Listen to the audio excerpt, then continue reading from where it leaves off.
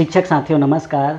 निष्ठा प्रशिक्षण 3.0 मॉड्यूल 1 बुनियादी साक्षरता और संख्या ज्ञान मिशन का परिचय। इसका क्वेश्चन आंसर देखते हैं। आपको यहाँ पर 20 में से 20 स्कोर मिलेगा। प्रश्न आगे पीछे हो सकता है, तो चलिए हम प्रश्न का शुरुआत करते हैं। पहला प्रश्न है, बुनियादी शिक्षा का मुख्य केंद्र खाली स्थान है। इसका सही आंसर है बच्चे के सर्वांगीण विकास। अगला प्रश्न है, बुनियादी साक्षरता और संख्या ज्ञान के लिए संदर्भ व्यक्तियों का क्षमता वर्धन और संदर्भ सामग्री विकसित करना सरकार के साथ साथ किसी की भी जिम्मेदारी है। इसका सही आंसर है एनजीओ।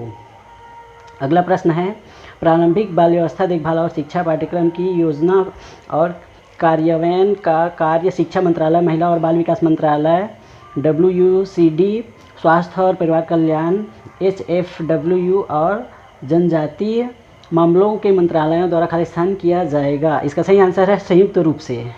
अगला प्रश्न है, NEP 2020 में यह परिकल्पना की गई है कि 5 वर्ष की आयु से पहले प्रत्येक बच्चा एक प्रारंभिक कक्षा या बाल वाटिका में जाएगा, जिसमें एक ECCE को पढ़ाने योग्य क्वालिफाइड शिक्षक होगा। बाल वाटिका खाली स्थान है। इसका सही आंसर है कक्षा 1 से पहले की एक कक्षा। अगला प्रश्न है, सभी बच्चों के लिए बुनियादी साक्षरता और संख्यात्मक कौशल प्राप्त करना त्वरित राष्ट्रीय खाली स्थान होना चाहिए। इसका सही आंसर है मिशन।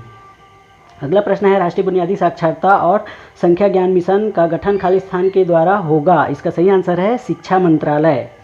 अगला प्रश्न है, भावी स्कूली शिक्षा और आजीवन सीखने के लिए खाली स्थान और संख्याओं की बुनियादी समझ जीवन के लिए आवश्यक आधार है। NEP 2020। इसका सही आंसर है पढ़ और लिख पाना। अगला प्रश्न है, FLN मिशन एक खाली स्थान है। इसका सही आंसर है राष्ट्रीय पहल।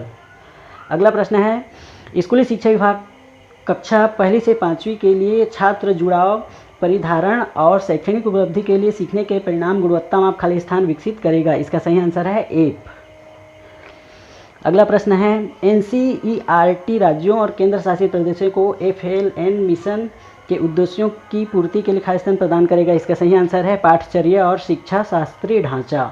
अगला प्रश्न है, आंगनबाड़ी कार्यकर्ताओं शिक्षकों का ECE प्रशिक्षण स्कूल शिक्षा विभाग के क्लस्टर संसाधन केंद्रों द्वारा खाली स्थान होगा। मेंटर। अगला प्रश्न है, FLN लक्ष्यों को प्राप्त करने के लिए निम्नलिखित में से कौन सी स्वयंसेवकों की भूमिका नहीं है। इसका सही आंसर है FLN मिशन की पॉलिसी तैयार करना। अगला प्रश्न है, सरकार में ECE मुख्य रूप से एकीकृत बाल विकास सेवाओं या ICDS केंद्रों के माध्यम से प्रदान किया जाता है, जिन्हें खाली स्थान के रूप में जाना जाता है। इसका सही आंसर है आंगनबाड़ी। अगला प्रश्न है, हमारे देश में ECCE खाली स्थान संस्थाओं के माध्यम से चलाई जाती है, जिसमें शामिल है A एकल आंगनबाड़ी, B प्राथमिक स्कूल के साथ संबद्ध आंगनबाड़ी, C कम से कम 5 से 6 वर्ष के आयु वाले पूर्व प्राथमिक विद्यालय अनुभाग और मौजूदा प्राथमिक विद्यालय के साथ सह स्थिति, D एकल प्री स्कूल जैसा कि NEP 2020 में कहा गया है। इसका सही आंसर है प्रारंभिक बाल्यावस्था शिक्षण। अगला प्रश्न है, राष्ट्रीय शिक्षा नीति 2020 में इस बात पर प्रकाश डाला गया है कि वर्तमान में प्राथमिक स्तर पर अनुमानित रूप से 5 करोड़ से अधिक छात्र बुनियादी साक्षरता और संख्या ज्ञान का कौशल हासिल नहीं कर पाए हैं।